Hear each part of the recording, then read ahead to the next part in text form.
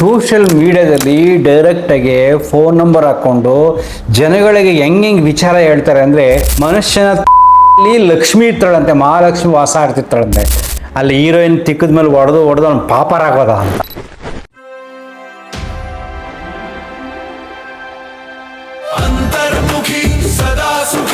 ನಮಸ್ಕಾರ ಸ್ನೇಹಿತರೆ. ಈ ಆರ್ಯವರ್ಧನ್ ಗುರೂಜಿ ಕಾಟ ಜಾಸ್ತಿ ಆಗ್ಬಿಟ್ಟಿದೆ. ಸೋಷಿಯಲ್ ಮೀಡಿಯಾದಲ್ಲಿ ಡೈರೆಕ್ಟಾಗಿ ಫೋನ್ ನಂಬರ್ ಹಾಕ್ಕೊಂಡು ಜನಗಳಿಗೆ ಹೆಂಗೆ ವಿಚಾರ ಹೇಳ್ತಾರೆ ಅಂದರೆ, ಈಗ ಒಂದು ವಿಡಿಯೋ ವೈರಲ್ ಆಗ್ತಾಯಿದೆ ಫೇಸ್ಬುಕ್ಕಲ್ಲಿ ಅಲ್ಲಿ ಇಲ್ಲಿ. ಆ ವಿಡಿಯೋ ಹಾಕ್ತೀನಿ ನೋಡಿ. 100% ನಾನು ತಿಗದ ಬಗ್ಗೆ ಮಾತಾಡಿದ್ರು. ಖಂಡಿತಲ್ಲೂ ಕೂಡ ತಿಗ ಒಳಗಡೆ ಇದ್ರೆ ತುಂಬ ಶ್ರೀಮಂತರಾಗ್ತಾರೆ. ಹಸುಗೆ ನಾವು ಹಸು ಕರುಗಳಿಗೆ ನಾವು ತಿಗಕ್ಕೆ ಕೈ ಮುಗಿಯೋದು 100%. ಆದರೆ ಇದೇ ತಿಗಕ್ಕೆ ಕನ್ನಡದಲ್ಲಿ ಒಬ್ಬ ಹೀರೋ ಇದ್ದಾರೆ. ಬರೀ ಹುಡುಗಿರು ತಿಗಕ್ಕೆ ಹೊಡಿತಾ ಇದ್ರು. ಬರ್ಬತ್ತಾಗೋಗ್ಬಿಟ್ರು ಅವರು. ತಿಗ ಬಂದು ಮಹಾಲಕ್ಷ್ಮಿ ವಾಸ ಮಾಡೋ ಜಾಗ. ಯಾರಿಗೂ ಗೊತ್ತಾ? ನನ್ನ ತಿಗ ಇರ್ಬೋದು, ನಿಮ್ಮ ತಿಗ ಆಗಿರ್ಬೋದು, ಮಹಾಲಕ್ಷ್ಮಿನೇ ವಾಸ ಮಾಡೋಂಥ ಜಾಗ. ಬರೀ ಹಸುಗೆ ಮಾತ್ರನೇ ಮಹಾಲಕ್ಷ್ಮಿ ಇಲ್ಲ, ನಿಮ್ಮ ತಿಗನೂ ಕೂಡ ಲಕ್ಷ್ಮಿಗೆ ಹೋಲಿಕೆ ಮಾಡುತ್ತೆ 100%. ಬರೆದು ಬಿಟ್ರೆ ನಿಮ್ಮ ಕುಂಡಿಗಳು ಲಕ್ಷ್ಮಿಗೆ ಹೋಲಿಕೆ ಆಗುತ್ತೆ. ಯಾವಾಗಲೂ ಅಷ್ಟೇ ಮಹಾಲಕ್ಷ್ಮಿ ಗಲೀಜ್ ಜಾಗದಲ್ಲಿ ಇರ್ಬೋದು. ಹಸುಗೆ ನೀವೇನು ಕೈ ಮುಗಿತೀರೋ ನಿಮಗೂ ಅಷ್ಟೇ. ಕನ್ನಡದಲ್ಲಿ ಒಬ್ರು ಇರೋ ಮಾತೆತ್ತರ ಹುಡುಗಿ ತಿಗ ಹೊಡಿತಲೇ ಇರೋರು ಪಿಕ್ಚರಲ್ಲಿ ಬರ್ಬತ್ತಾಗೋಗ್ಬಿಟ್ರಿ. ಅವರಷ್ಟು ಬರ್ಬತ್ತಾ ಇರೋರು ಇನ್ನೊಬ್ರು ಇಲ್ಲ 100%. ಮಹಾಲಕ್ಷ್ಮಿ ಹಸುಲ್ ಮಾತ್ರ ವಾಸ ಮಾಡುತ್ತಲ್ಲ, ನಿಮ್ಮ ತಿಗ್ದಲ್ಲೂ ವಾಸ ಮಾಡ್ತಾರೆ ಮಹಾಲಕ್ಷ್ಮಿ. ಗಂಡಸ್ರ ತಿಗಲ್ಲ, ಎಲ್ಲರದಲ್ಲ 100%. ಇದನ್ನು ಹೇಳ್ದೆ ನಿಮ್ಗೆ ಹರ್ಟ್ ಆಗ್ಬೋದು. ಇದು ಸಬ್ಜೆಕ್ಟೇ ರೀ. ಯಾಕೆ ಗಂತದಲ್ಲಿದೆಯಾ? ಗಂತದಲ್ಲಿ ಜಾತಿ ಬರ್ದಿತ್ತಾ? ಗ್ರಂಥದಲ್ಲಿ ಎಲ್ಲ ಇದೆ. ಎಲ್ಲ ನಾವು ಮಾಡ್ಕೆ ಬದುಕ್ತಾ ಇದೀವಿ. ಮುಂದಿನ ಜಲದಾಗ ಹಿಂದಿನ ಹುರ್ಕತ್ತಾನೆ, ಹಿಂದಿನ ಜಲದ ಮುಂದಿನ ಹುರ್ಕತ್ತಾನೆ. ಇಂಥ ಹುರ್ಕೋನವ್ರ ಬಗ್ಗೆ ಎಲ್ಲ ತಲೆ ಕೆಡಿಸ್ಕೋಬಾರ್ದು 100%. ನಾನು ಹೇಳ್ತೀನಿ ಕೇಳಿ.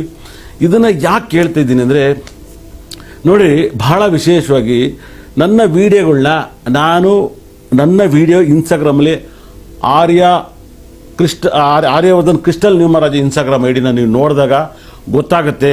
ನೋಡಿದ್ರಲ್ಲ, ಮನುಷ್ಯನ ಪದ ಉಪಯೋಗಿಸ್ಬಾರ್ದು, ಅವನು ಉಪಯೋಗಿಸಿದಾನೆ, ಅದು ನಿಮ್ಗೆ ಅರ್ಥ ಆಗಲ್ಲ. ಮನುಷ್ಯನ ತಿಕದಲ್ಲಿ ಲಕ್ಷ್ಮಿ ಇರ್ತಾಳಂತೆ, ಮಹಾಲಕ್ಷ್ಮಿ ವಾಸ ಆಗ್ತಿರ್ತಾಳಂತೆ. ಗಂಡಸರ ತಿಕ ಮತ್ತು ಹೆಣ್ಮಕ್ಳು ಅದರಲ್ಲಿ ನೋಡಿ, ಹೇಳೋಕ್ಕೆ ನಮಗೆ ಒಂಥರ ಆಗುತ್ತೆ. ಲಕ್ಷ್ಮಿ ವಾಸವಾಗಿರ್ತಾಳಂತೆ. ಅವನು ಹೇಳ್ತಾನಲ್ಲಪ್ಪ, ಅದರಲ್ಲಿ ಒಬ್ಬ ಸಿನಿಮಾ ಹೀರೋ ಅಲ್ಲಿ ಹೀರೋಯಿನ್ ತಿಕ್ಕದ ಮೇಲೆ ಹೊಡೆದು ಅವ್ನು ಪಾಪರಾಗೋದ ಅಂತ. ನೋಡ್ರಿ, ಹಸುವಿನ ಹಿಂಭಾಗ ಲಕ್ಷ್ಮಿ ವಾಸ ಮಾಡ್ತಾಳೆ ಅಂತ ಒಂದು ನಂಬಿಕೆ. ಯಾಕೆ ಅಂದರೆ ಅದನ್ನು ವೈಜ್ಞಾನಿಕ ತಿಳುವಳಿಕೆ ಇದೆ. ಒಳ್ಳೆ ಹಸುವಿನ ಈಗೆಲ್ಲ ಜರ್ಸಿ ಬರ್ತಾವಲ್ಲ, HF ಜರ್ಸಿ, ಆ ಹಸುಗಳೆಲ್ಲ ನಾಟಿ ಹಸುಗಳು ಗರಿಕೆ ಹುಲ್ಲನ್ನು ಮೇಯ್ದು, ಒಣ ಹುಲ್ಲನ್ನು ಮೇಯ್ದು, ಪ್ರಕೃತಿನಲ್ಲಿ ಬಿಸಿಲಿನಲ್ಲಿ ಒಣಗಿ ಒಳ್ಳೆ ಹುಲ್ಲು ಮೇಯ್ಕೊಂಬರುತ್ತಲ್ಲ, ಅದರ ಗೊಬ್ಬರವನ್ನು ಅಂದರೆ ಸಗಣಿಯನ್ನು ಒಣಗಿಸಿ ಅದನ್ನು ವಿಭೂತಿಯಾಗಿ ಮಾಡ್ತಾರೆ. ಆ ಸಗಣಿಯನ್ನು ವ್ಯವಸಾಯಕ್ಕೆ ಉಪಯೋಗಿಸ್ಕೊಂಡ್ರೆ ಒಳ್ಳೆ ತರಕಾರಿ ಸಿಗುತ್ತೆ, ದವಸ ಧಾನ್ಯಗಳು ಸಿಗ್ತವೆ. ಅದು ನಮ್ಮ ದೇಹಕ್ಕೆ ಅನ್ನವಾಗಿ ಸೇರುತ್ತೆ, ನಮ್ಮ ಆತ್ಮ ವೃದ್ಧಿ ಆಗುತ್ತೆ. ಅದರ ಗಂಜಲವನ್ನು ಕೂಡ ಔಷಧಿಯಾಗಿ ಉಪಯೋಗಿಸ್ಕೊತಾರೆ. ಡೈರೆಕ್ಟಾಗಿ ಗಂಜಲ ಕುಡಿಯೋದಲ್ಲ, ಅದನ್ನು ಗೋವರ್ಕ ಅಂತ ಕರೀತಾರೆ. ಅದನ್ನು ಕಾಯಿಸಿ ಹಾವಿ ಮಾಡಿ ಅದನ್ನು ಔಷಧಿಯಾಗಿ ಉಪಯೋಗಿಸ್ತಾರೆ. ಹಸುವಿನ ಗಂಜಲ, ಹಸುವಿನ ಸಗಣಿ ತುಂಬ ಶ್ರೇಷ್ಠವಾದದ್ದು. ಮನುಷ್ಯನ ಮನುಕುಲಕ್ಕೆ ತುಂಬ ಸಹಕಾರಿಯಾಗಿದೆ. ಅದಕ್ಕೋಸ್ಕರ ಹಸುವಿನ ಹಿಂಭಾಗಕ್ಕೆ ನಮಸ್ಕಾರ ಮಾಡ್ಕೋತಾರೆ. ಅಂದರೆ ಹಸು ಎಷ್ಟು ಶ್ರೇಷ್ಠ, ಆ ಹಿಂಭಾಗವೂ ಕೂಡ ಅಲ್ಲಿ ಲಕ್ಷ್ಮಿ ವಾಸ ಮಾಡ್ತಾರೆ. ಅಲ್ಲಿ ಬರ್ತಕ್ಕಂಥ ಪದಾರ್ಥಗಳು ಕೂಡ ಔಷಧಿಯುಕ್ತವಾಗಿವೆ. ಇದು ಆಧ್ಯಾತ್ಮಿಕ ಚಿಂತನೆ, ವೈಜ್ಞಾನಿಕ ಚಿಂತನೆಯೂ ಕೂಡ ಅಲ್ವಾ. ಅದು ಹಿಂದಿನ ಕಾಲದಲ್ಲಿ ಸಗಣಿಯನ್ನು ದೀಪ ಹಚ್ಬೇಕಾದ್ರೆ ದೀಪಗಳ ಸಗಣಿ ಇಟ್ಟು ಅದ್ರ ಮೇಲೆ ದೀಪ ಇಟ್ಟು ಹಚ್ತಾ ಇದ್ರು. ಮತ್ತು ಪೂಜೆ ಮಾಡ್ಬೇಕಾದ್ರೆ ಮುನ್ಗ ಸಗಣಿನಲ್ಲಿ ತಾರಿಸ್ತಾ ಇದ್ರು, ಅದ್ರ ಮೇಲೆ ರಂಗೋಲಿ ಇಡ್ತಾ ಇದ್ರು. ಹಿಂದಿನ ಕಾಲದಲ್ಲಿ ಎಲ್ಲ ಮನೆಗಳಲ್ಲಿ ಅವಾಗ ಗಾರೆ ಇರಲಿಲ್ಲ, ಆಗ ಸಗಣಿ ನೆಲೆಗಳೇ ಜಾಸ್ತಿ ಇತ್ತು. ಅಂದರೆ ಅಷ್ಟೊಂದು ಶ್ರೇಷ್ಠವಾಗಿತ್ತು ಸಗಣಿ. ಈಗಿನ ಹಸುಗಳು ಬೇರೆ ಹಸುಗಳಿರ್ತಾರೆ, HF ಅವೇನ ಸಗಣಿ ಮನುಷ್ಯನ ಗೊಬ್ಬರ ಥರನೇ ಗೊಬ್ಬವು, ಯಾಕಂದರೆ ಫೀಡ್ಸ್ ಎಲ್ಲ ಹಾಕೋದ್ರಿಂದ. ಸೊ ಅದಕ್ಕೋಸ್ಕರ ಶ್ರೇಷ್ಠತೆಯಿಂದ ಹಸುವಿನ ಬಗ್ಗೆ ಆ ರೀತಿ ಮಾತಾಡಿದ್ರು. ಇವನು ಹಸುವಿಗೆ ತಿಕನ ನಮಸ್ಕಾರ ಮಾಡ್ಕೋತಾರೆ, ಹಂಗೆ ಮನುಷ್ಯನ ತಿಕದಲ್ಲೂ ಕೂಡ ಲಕ್ಷ್ಮಿ ಇದ್ದಾಳೆ ಅಂತ ಹೇಳ್ತಾನೆ ಇವನು. ಇವನು ಗೊಬ್ಬರ ಯಾರಾದ್ರೂ ತೊಗೊಂಡೋಗ್ತಾರ? ಈ ಆರ್ಯವರ್ಧನ್ ಗುರೂಜಿ ಹಾಕ್ತಾನಲ್ಲ ಗೊಬ್ಬರ ಸಗಣಿ, ಅದನ್ನು ಯಾರಾದ್ರೂ ತೊಗೊಂಡೋಗ್ತಾರ? ಅದು ಏನಕ್ಕಾದ್ರೂ ಉಪಯೋಗಕ್ಕೆ ಬರುತ್ತಾ? ಅದನ್ನು ಹೋಗಿ ಹಸುಗೆ ಕಂಪೇರ್ ಮಾಡ್ತಾನೆ ನೋಡಿ. ಅವನು ಮಹಾಗುರುಗಳು, ಅವ್ನು ಕೋಟ್ಯಾಂತರ ರೂಪಾಯಿ ಮಾಡಿದ್ದಾರೆ, ಅಪಾಯಿಂಟ್ಮೆಂಟ್ ತೊಗೊಂಡು ಹೋಗ್ತಾರೆ ಜನ, ನ್ಯೂಮರಾಲಜಿ ನಂಬ್ತಾರೆ. ಹಿಂಗೆ ತರ್ತಾರೆ, ಹಿಂಗೆ ಡೈರೆಕ್ಟಾಗಿ ಮೀಡಿಯಾದಲ್ಲಿ ಹೇಳ್ತಾನಲ್ಲ, ಎಷ್ಟು ಧೈರ್ಯ ಇರಬೇಕು. ಸೊ ಹಿಂದೂ ಧರ್ಮ ಗ್ರೇಟು ಹಾಗೆ ಹೀಗೇನವರು ಅವನ ಮೇಲೆ ಯಾರು ಕೇಸೇ ಹಾಕಲಿಲ್ಲ. ಎಷ್ಟು ಏನು ಮನುಷ್ಯನ ತಿಕ್ಕದಲ್ಲಿ ಲಕ್ಷ್ಮಿ ಇರ್ತಾಳೆ, ಮಹಾಲಕ್ಷ್ಮಿ ಅಂದ್ರೆ ಎಷ್ಟು ಅಸಹ್ಯ ಪದ ಅಲ್ವಾ ಅದು. ಯಾಕೆ ಯಾರು ಕೇಸ್ ಹಾಕಲಿಲ್ಲ? ನಾನು ಹಿಂದೂಗಳನ್ನು ಉಳಿಸ್ತೀವಿ ಹಾಗೆ ಹೀಗೆ ಮುತಾಲಿಕ್ ಕೇಸ್ ಹಾಕ್ಬೇಕಾಗಿತ್ತು, ಯಾಕೋ ಇನ್ನೂ ಹಾಕಲಿಲ್ಲ. ಈ ರೀತಿಯಾದ ಪದಗಳನ್ನು, ಅಸಂಬದ್ಧವಾದ ಪದಗಳನ್ನು, ನಮ್ಮ ಸನಾತನ ಸಂಸ್ಕೃತಿದ ಮೇಲಿರ್ತಕ್ಕಂಥ ಸತ್ಯವನ್ನು ಹಿಂಗೆ ಅಸಹ್ಯ ಉಪಯೋಗಿಸ್ಬಾರ್ದು, ಹೋಲಿಕೆ ಮಾಡಬಾರ್ದು ಅಂತ ಯಾರೂ ಕೇಸ್ ಹಾಕಲಿಲ್ಲ. ಅವನಿನ್ನು ಏನೇನೇನೆಲ್ಲ ಮಾತಾಡ್ತಾನೆ. ಆ ಜ್ಯೋತಿಷ್ಯ ಹೇಳಬೇಕಾದ್ರೆ ಅತ್ತೆ ಮಾವನಿಗೆ ಆ ಪದಗಳ, ಅದು ಇನ್ನು ಕೆಲವಾರು ವಿಡಿಯೋಗಳಿದೆ. ಅಯ್ಯೋ ಪದೇ ಪದೇ ಏನು ಅಸಹ್ಯವಾಗಿ ಮಾತಾಡೋದು ಅಂತ ನನ್ನ ವಿಡಿಯೋಗಳಲ್ಲ. ಇದು ತುಂಬ ತುಂಬ ಕೀಳು ಮಟ್ಟದ ಭಾಷೆ ಉಪಯೋಗಿಸಿರೋದ್ರಿಂದ ಅದಕ್ಕೋಸ್ಕರ ಈ ವಿಡಿಯೋ ಮಾಡಿದ್ದೀನಿ. ಯಾರಾದರೂ ಈ ವಿಡಿಯೋ ನೋಡಿದ್ರು ತುಂಬ ಮಾತಾಡ್ತಿರ್ತಾರಲ್ವಾ, ನನಗೆ ಎಷ್ಟೋ ಜನ ಬೈತಿರ್ತಾರೆ, ನಾನು ಈ ದೇವರು ಬರೋದು ಸುಳ್ಳು, ಮನುಷ್ಯನ ಮೇಲೆ ದೇವ್ರು ಬರೋದೆಲ್ಲ ಸುಳ್ಳು, ಮೋಸ ಮಾಡ್ತಾರೆ ದೇವಸ್ಥಾನಗಳಲ್ಲಿ, ಅಂಥ ದೇವಸ್ಥಾನಕ್ಕೆ ಹೋಗಬೇಡಿ, ಯಾರ ಮೇಲೆ ಕೂಡ ದೈವಿ ಶಕ್ತಿ ಬರೋದಿಲ್ಲ, ವಾಹನ ಮೇಲೆ ದೈವಿ ಶಕ್ತಿ ಬರೋದಿಲ್ಲ, ಮನುಷ್ಯನ ಮೇಲೆ ದೈವಿ ಶಕ್ತಿ ಬರೋದಿಲ್ಲ, ಪವಾಡಗಳೆಲ್ಲ ಸುಳ್ಳು, ಮಾಟ ಮಂತ್ರ ಸುಳ್ಳು, ಹಾಗೆ ಹೀಗೆ ಅಂತ ನಾನೇನಾದ್ರು ಎಕ್ಸ್ಪ್ಲೇನ್ ಮಾಡೋಕ್ಕೆ ಹೋದರೆ ನನ್ನನ್ನು ಹಿಂದೂ ವಿರೋಧಿ ಅಂತಾರೆ. ವೈಜ್ಞಾನಿಕ ಸತ್ಯವನ್ನು ತಿಳಿಸಿದ್ರೆ ದೇವರು ಅಂತ ಒಂದು ಅದ್ಭುತವಾದ ಶಕ್ತಿ, ಈ ಪಂಚಭೂತಗಳೇ ದೇವರು, ಪ್ರಕೃತಿಯೇ ದೇವರು, ಆ ಥರ ದೇವರನ್ನು ನೋಡಿ ನಿಮ್ಮಲ್ಲಿರೋ ದೇವರು ಒಂದೇ, ದೇವಸ್ಥಾನದಲ್ಲಿರೋ ದೇವರು ಒಂದೇ, ಎಲ್ಲೆಲ್ಲ ಇದ್ರೂ ಒಂದೇ. ಅಲ್ಲಿ ನೇಚರ್ ಸ್ವಲ್ಪ ಹೆಚ್ಚು ಕಡಿಮೆ ಇರುತ್ತೆ.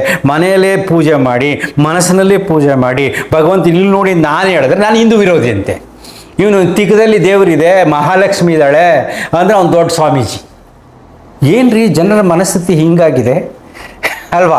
ಸತ್ಯ ಹೇಳಿದ್ರೆ ಹಿಂದೂ ವಿರೋಧಿ, ಹಿಂಗೆ ಬಡ್ಕೊಂಡ್ರೆ ದೊಡ್ಡ ದೊಡ್ಡ ಗುರುಗಳು ಏನೇನೋ ಹುಚ್ಚು ಅಡಿಗಳೆಲ್ಲ ಕೊಡೋದು.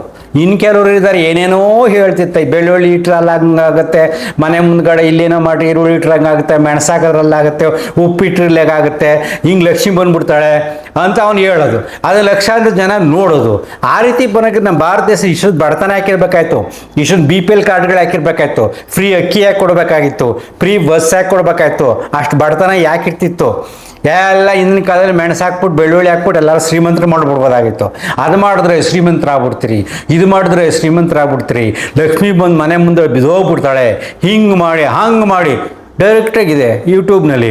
ಅದನ್ನೆಲ್ಲ ನೋಡ್ತಾರೆ, ಲಕ್ಷಾಂತರ ಜನ ನೋಡ್ತಾರೆ, ಗುರುಗಳೇ ಅಂತಾರೆ. ಅದಕ್ಕೆ ಓಂ ನಮಃ ಶಿವಾಯ ಅಂತ ಐನಾ ಬರ್ತಾರೆ, ಓಂ ನಾರಾಯಣ ಅಂತ ಏನೋ ಒಂದು ಮಂತ್ರ ಬರೀತಾರೆ. ಇದೆಲ್ಲ ನಂಬತಕ್ಕಂಥ ಮೂರ್ಖ ಜನರು ಇರಬೇಕಾದಾಗ ಈ ಸಮಾಜದಲ್ಲಿ ಪ್ರಗತಿ ಹೇಗಾಗುತ್ತೆ? ವೈಜ್ಞಾನಿಕ ಚಿಂತನೆ ಮಾಡಿದಾಗ, ಅದ್ಭುತವಾದ ಪ್ರಕೃತಿಯ ಶಕ್ತಿನ ಅರ್ಥ ಮಾಡ್ಕೊಳ್ಳೋದೇ ಇದ್ದಾಗ ಅಂಥವ್ರಿಗೆ ಇಂಥ ಗುರುಗಳು ಬೇಕು. ಆರ್ಯವರ್ಧನ್ ಗುರುಗಳು ಅಂತಾರೆ.